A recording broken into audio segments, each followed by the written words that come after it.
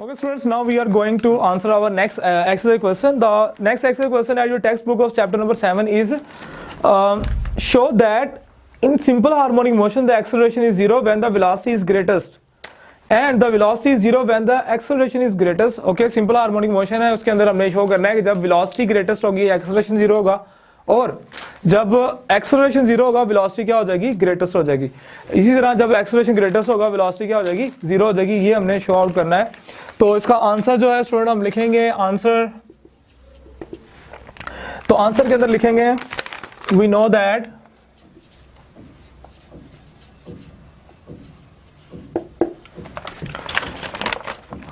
Formula जो acceleration का होता है हमारे पास minus omega square into x, जबकि वेलोसिटी का होता है हमारे पास v लिख लेंगे सिंपल हार्मोनिक ऑसिलेटर की,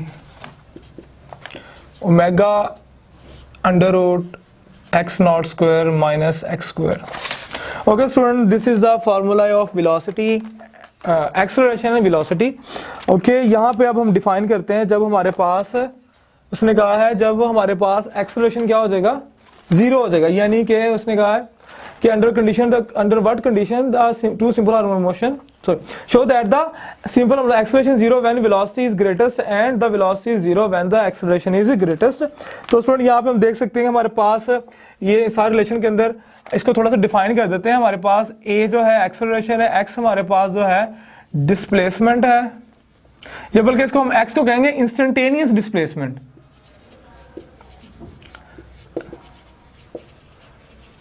इंस्टेंटेनियस डिस्प्लेसमेंट है ये हमारे पास, जबकि ओमेगा हमारे पास क्या है, एंगुलर वेलोसिटी है,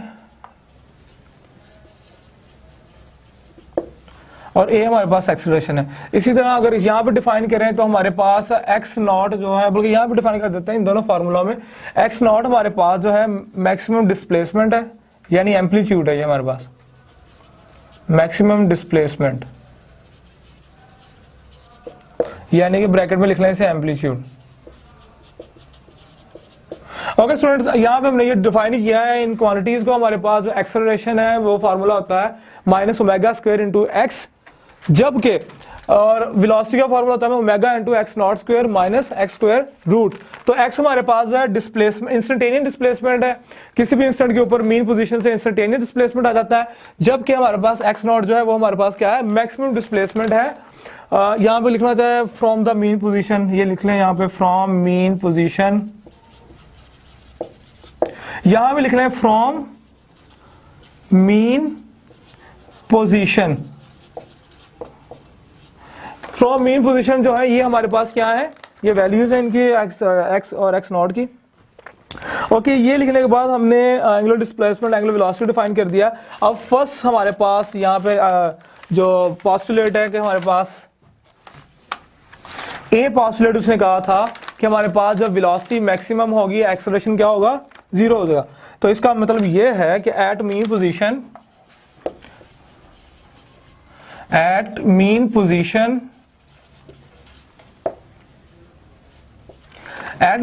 हमारे पास x क्या होगा, 0 हो जाएगा। स्टूडेंट, जब मीन पोजीशन के ऊपर x 0 हो जाएगा तो हमारे पास एक्सेलरेशन जो है उसकी वैल्यू क्या आ जानी है, 0 आ जानी है। यानी कि एट मीन पोजीशन हमारे पास एक्सेलरेशन क्या हो जाएगा, 0 हो जाएगा। जब एक्सेलरेशन 0 होगा तो वेलोसिटी क्या हो जाएगी हमारे पास, मैक्सिमम हो जाएगी। At mean position acceleration 0, velocity maximum. जबकि एट एक्सट्रीम पोजीशन हम देखेंगे सेकंड पोस्टुलेट, जब हमारे पास एट एक्सट्रीम पोजीशन, जब हमारे पास x जो है स्टूडेंट इक्वल हो जाएगा x नॉट के, तो तब हमारे पास वेलोसिटी का जो रिलेशन आ जाएगा वो आ जाएगा omega into x square minus x square. तो यहां पर स्टूडेंट हमने जो है क्या किया है, यहां पर हमने x नॉट जो है, यानी x को x नॉट के इक्वल जो है जब पुट कर लेंगे, या x इक्वल x नॉट के आ जाएगा, तो हमारे पास जो है यहाँ इसको x नॉट ही कर लें, इसको भी x नॉट कर लें, तो ये हमारे पास आ जाएगा, इट इम्प्लाइज दैट v आ जाएगा हमारे पास ओमेगा इंटू 0, तो ये हमारे पास क्या आ जाना है, 0। तो स्टूडेंट हम देख सकते हैं कि एट एक्सट्रीम पोजीशन जो है हमारे पास वेलोसिटी क्या हो जाती है, जीरो हो जाती है। जब वेलोसिटी जीरो हो जाएगी हमारे पास एक्सेलरेशन क्या हो जाएगा, मैक्सिमम हो जाएगा। जब हमारे पास मीन पोजीशन के ऊपर जो है, यहाँ पे हम लिख सकते हैं कि ए इज मैक्सिमम। तो एट मीन पोजीशन जो है हमारे पास जब डिस्टेंस जो है या डिस्प्लेसमेंट हमारे पास जीरो हो जाएगा, हमारे पास एक्सेलरेशन जीरो, वेलोसिटी मैक्सिमम हो जाएगी। जबकि एट एक्सट्रीम पोजीशन हमारे पास जो है जब हमारा displacement from the mean position equal हो जाएगा हमारे पास एम्पलीट्यूड के, तब यहाँ पे हम वैल्यू पुट करेंगे एक्स की, तो हमारे पास एक्स नॉट स्क्वायर हो जाएगा, माइनस माइनस जीरो हो जाएगा, तो हमारे पास एक्सेलरेशन क्या हो जाएगा, मैक्सिमम हो जाएगा। Okay students, our next question of this exercise 7. chapter number 7 is 7.10 in relation to simple harmonic motion explain the equations y equal a sine into omega t plus phi.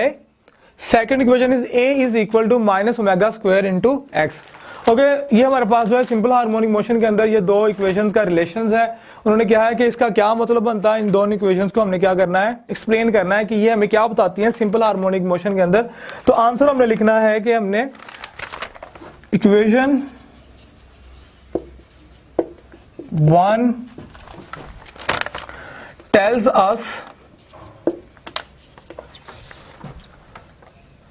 About displacement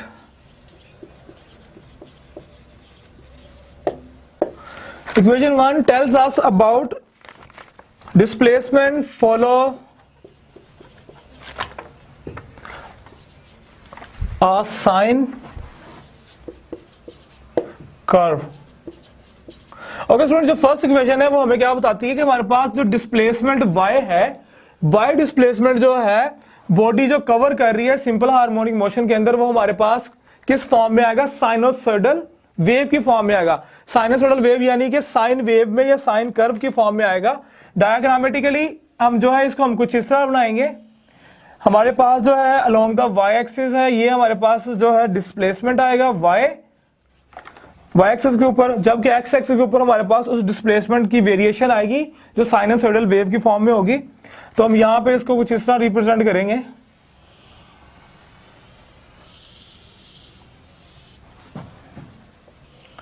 तो student ये हमारे पास जो है sinusoidal wave की form में आएगा। अगर इसको हम थोड़ा सा एलैबोरेट और कर दें तो ये हमारे पास हाफ वेव होती है, हमारे पास पीक पॉइंट हमारे पास कितना होता है, π/2 होता है, जो t/4 के ऊपर होता है, ये हमने पढ़ा भी था। एट t/2 के ऊपर जो हमारे पास पाई जो है एंगुलर डिस्प्लेसमेंट हमारे पास आ जाता है पाई, जबकि एट टाइम 3t/4 के ऊपर हमारे पास क्या होता है 3π/2, जबकि यहां पे हमारे पास 2π हो जाएगा टाइम t के ऊपर।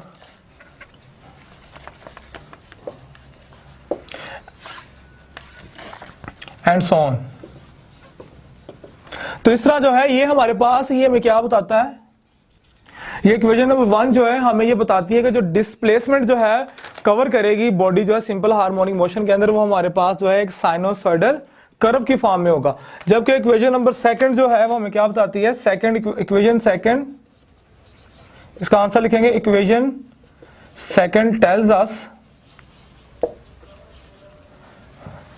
tells us that acceleration, student ये हम पहले भी पढ़ चुके हैं इसके बारे में कि हमारे पास एक्सेलरेशन जो होता है सिंपल हार्मोनिक ऑसिलेटर का, वो क्या होता है, directly proportional to the displacement from mean position. तो ये लिखेंगे हम यहाँ पे equation 2 tells us that acceleration of SHM body covering is directly proportional to the displacement,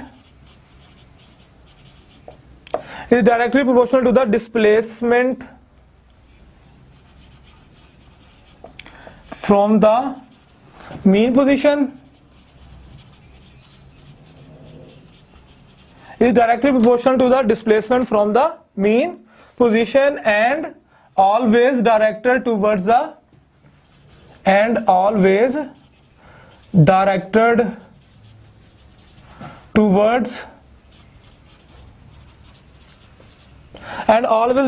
towards the mean position.